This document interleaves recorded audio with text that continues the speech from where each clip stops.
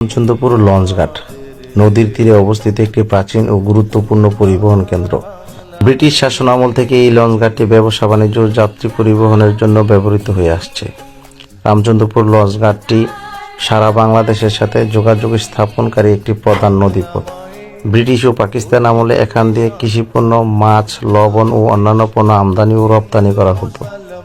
1971 সালের মুক্তিযুদ্ধের সময় এই এলাকাটি মুক্তিবাহিনী ও পাকিস্তানি সেনাবাহিনীর মধ্যে সংঘর্ষের সাক্ষী ছিল। বর্তমানে লঞ্চঘাটটি স্থানীয় যাত্রী ও পণ্য পরিবহনের একটি ব্যস্ততম কেন্দ্র।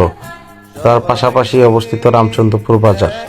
আনুমানিক 1900 শতকের শুরুতেই এই বাজারটি গড়ে উঠেছে। স্থানীয় কৃষক, মাঝি ও ব্যবসায়ীদের জন্য এটি একটি কেন্দ্রীয় বাণিজ্য স্থল হিসেবে পরিচিতি পায়। নদীপথে পণ্য পরিবহনের সুবিধা থাকায় বাজারটি দ্রুত প্রসার লাভ করে। এখানে কৃষিজাত পণ্য, ধান, আলু, সবজি, মাছ, নিত্য প্রয়োজনীয় পণ্য ও হস্তশিল্পের বিপুল চাহিদা রয়েছে। সাপ্তাহিক মঙ্গলবার হাট বাজারে আশেপাশের গ্রাম থেকে বিপুল সংখ্যক মানুষ এখানে কেনাকাটা করতে আসে।